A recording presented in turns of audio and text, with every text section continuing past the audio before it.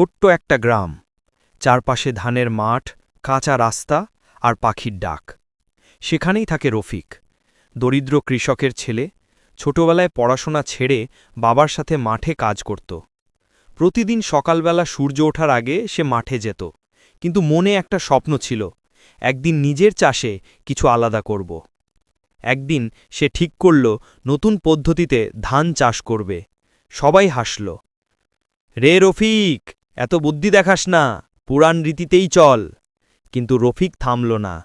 সে YouTube আর কৃষি office থেকে শিখল নতুন ধানের জাত, সেচ ও সার ব্যবস্থাপনা। নিজ হাতে পরিশ্রম করে ধান ফলাল। মৌসুম শেষে পুরো গ্রামে তার মাঠে সবচেয়ে বেশি ফলন হল। লোকজন অবাক, দে, এই রফিক তো এখন গ্রামের আদর্শ। রফিক হাসল, বলল, সফলতা একদিনে আসে না, আসে পরিশ্রম, ধৈর্য আর বিশ্বাসে। শেষ দৃশ্য, রফিক মাঠে দাঁড়িয়ে সূর্যের দিকে তাকিয়ে বলে, আমি প্রমাণ করেছি, মাটি যদি ভালোবাসো, মাটিও তোমাকে ফিরিয়ে দেয় সোনার ফসল। সূর্য।